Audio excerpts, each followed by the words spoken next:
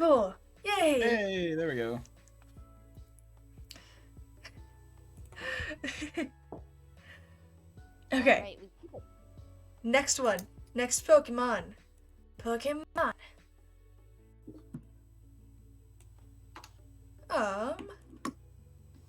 Gengar.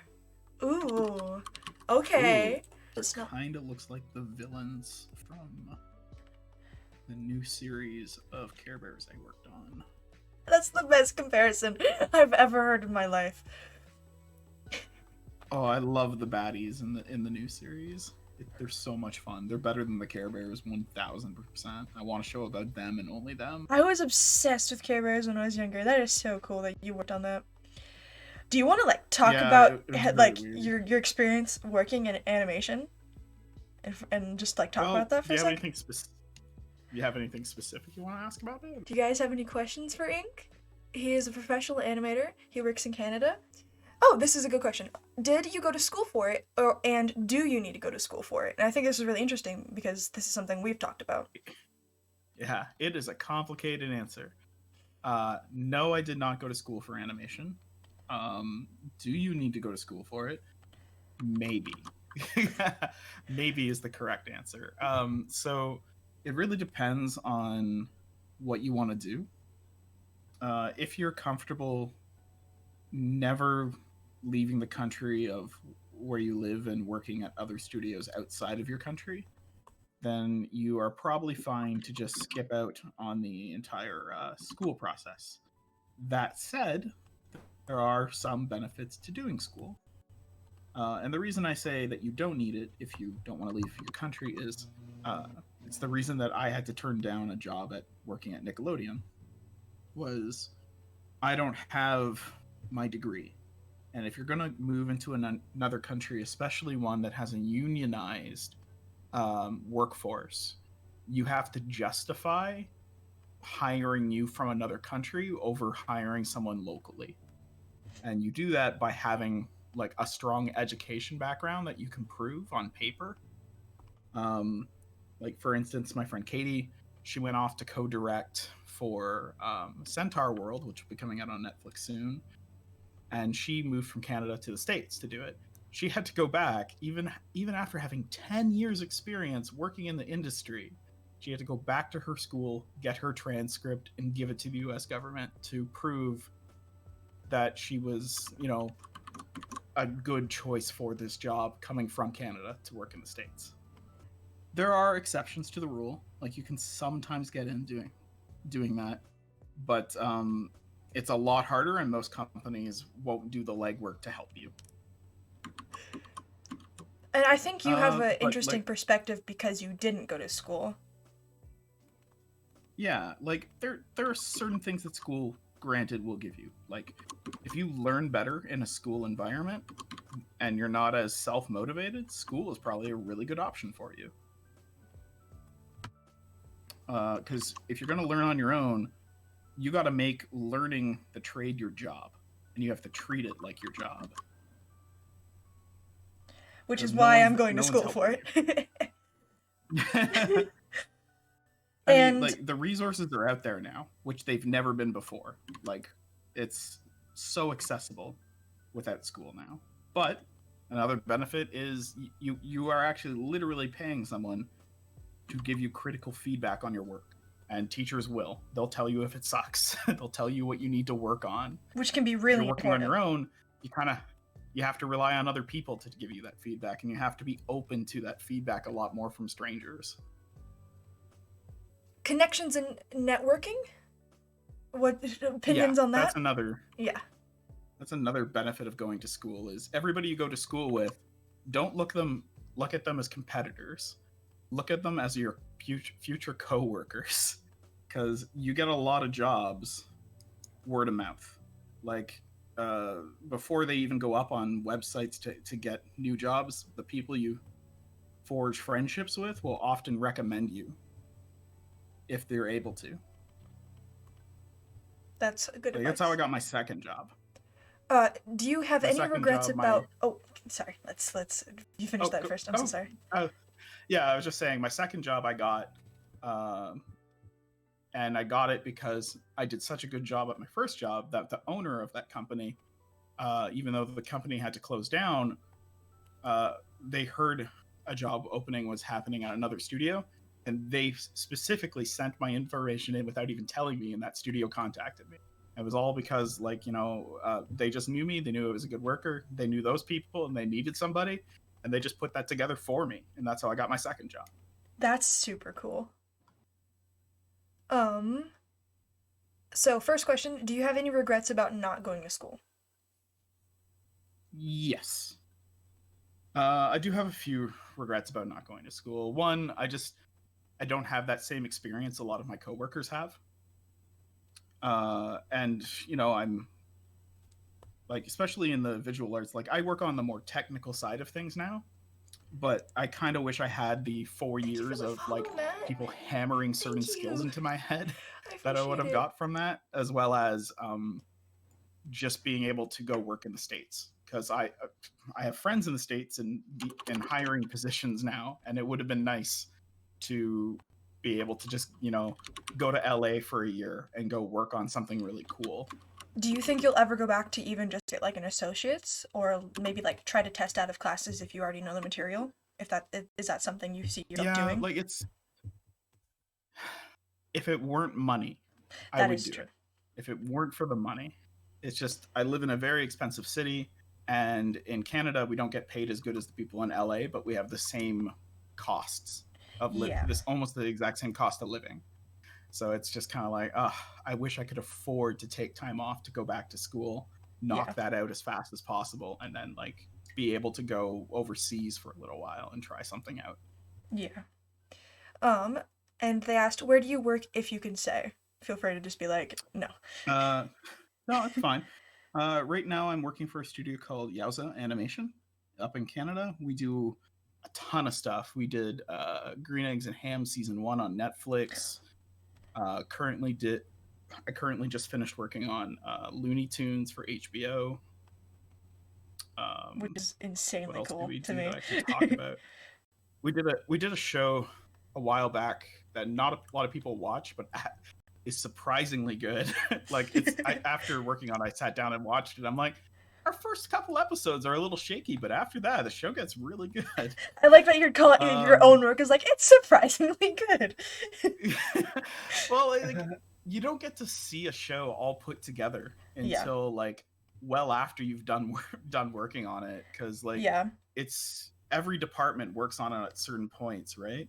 And like it's like the background people, they're done and they're out of house. Undo. And they're out of house by the time that like animation starts half the time. So like they don't even get to see any of the animation because their jobs are done and they have to go find new work at new studios most of the time. I don't. Because like that's how most of us work out here, is we bounce around different studios depending on our skill sets. That's a huge compliment. I love that show. Oh my god. And animation doesn't get to see what happens with their stuff when it goes to compositing half the time either. So they don't know how the whole thing gets put together and get to watch the episode. On Care Bears, however, we did get that, because we did it all in-house. Oh, that's really cool. Which was a lot of fun. So once every 2 weeks, we would like get the whole crew together and we watched the latest episode that we finished and delivered to client. And we got to watch it together and we got to see how it actually looks. That's so cool. And that was a lot of fun. Was there a benefit to your work and the quality of your work, being able to see it in action like that? Yeah, I think the best way we did it was like when I was working on a show called Dot with Jim Henson Company. Okay. It was a preschool show, but the nice thing that we did is we would gather together at the beginning of every week and look at a lot of the shots from the previous week and like a lot of like the choice shots. Because the animation on the show was a little, what's the word that I want to say? Like, I want to say difficult. The software we were using limited you in certain ways. Okay. So I just flipped my canvas upside down. I don't know what happened. but by seeing what the best shots were it gave you a better idea of what you could pull out of the rig that you had to work with. Okay.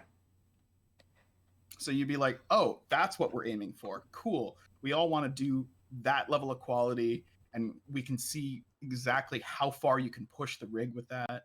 Mm-hmm. And it was just like really, really good. And it was good for morale, because sometimes, like, you know, you would be working on a shot and you know, for a couple weeks, and all of a sudden, like, you see it on the choice shots, and you feel really good about yourself when you hit that choice shot reel where you're like, hey, this one that like Eric did is really, really, really good. That's and like, so you know, cool. we were really good about just like giving people the compliments and stuff they deserved. What do you currently do? Do you like storyboarding, character design, that kind of thing? Like, what do you work on now? In the fall, I just got a new position. So now I am the assistant technical director for the studio. That is really cool. So I do a lot of the background stuff of no one actually gets to see a lot of my work. I do a lot of scripting. I do a lot of managing of the render farm and just making sure that everything's running smoothly, and like You do the nitty-gritty. I work on a lot of the automation. Yeah, I do a lot of automation stuff for the studio now. So like I used to be the lead scene planner, and I figured out some ways to automate scene planning to a point that we could actually work at a way faster pace. That's so cool. Because like automation isn't about like taking away other people's jobs. It's about making the job more manageable so that you're not doing these stupid repetitive tasks that a computer could be doing for you, so you can concentrate on the other stuff. Yeah. Well, like I've only been working in the industry. This is year 7 or 8 now, I think. That's still really impressive. It was a lot of work though. It was hard to get in. I will definitely say that. There was a lot of difficulty coming in without an education and without a I got really lucky, to be honest. Yeah. If I didn't have the friends I had, it would have been even more difficult. Because I had no portfolio. Do you guys have any questions? I had no education. Dang. So like having both of those things, having neither of those things, people just like wouldn't even look at my resume half the time. That's crazy. So my first job was working on a show called Napkin Man, which starred oh man, I think it was Henrik Bisson, the guy from Murdoch Mysteries. So he actually worked on a preschool show at the same time. Okay. And he was the main character. And I applied to the show because my friend said, oh, they're looking for someone to apply. And I'm like, I applied. And a few weeks later, my friend's like, so what'd they say? And I'm like, they didn't even call me. They didn't even call me back at all. And she's like, what? So she called them. I think we did that one. And the nice part was like she had done that job for the first season. And unfortunately, she was on maternity leave, so she couldn't work the job in the second season. So that's why they were looking for somebody. And she's just like, just give him an interview. You don't have to hire him. Just at least give him an interview. Yeah. And they did. And we talked about how great she is in my interview. They're like, Adri says that you could probably do the job. When we trust Adri, and I'm like, Adri's great. I've known Adri for years. And and then we talked about how great Adri, and then I talked about how great Adri was for 20 minutes, and that confused them enough that they're like, yeah, sure, this seems good. We'll give you a shot. That's a great way to get a job. Just confuse the employer. Well, the funniest part about it is, so these people knew they needed someone to do the job. They just didn't know how the job worked. Oh. So when I got in there was no one to train me. I was the only employee on staff for the first couple weeks. Oh my god. Which makes no sense because I was the only scene planner on that season. And the designer you had zero experience. I had 0 experience. The designer hadn't started yet, so I have no rigs to work with. Like, the whole point of a scene planner is to come in, put the whole scene together with rigs, with backgrounds, with the audio, put all the pieces in, and then hand it off to animation. That's insane that they just didn't have anything. They didn't. And they didn't even have good examples of what it should look like. They just had like a half a page description from Adriana when she left the year before. And I'm like, this doesn't give me many details. So, and then this is the smart thing I did. And this is the smartest thing I have ever done, and I've continued to do it on every show that I work on.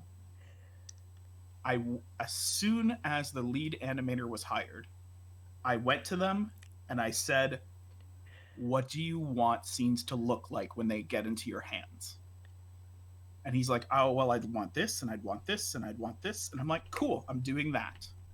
Okay. And that was the smartest thing I ever did, is go to the department who comes after you, like directly after you, and ask them what they need from you. Because it's your job to make their job better. From there. Yeah, well, that's the thing, is my job is to hand them something they can work with and what they're expecting to be handed, right? And so, like, I've done that in every position on every company, and it's the smartest thing you can do, because that person or that whole department will be so impressed with you because you're always delivering exactly what they wanted from you.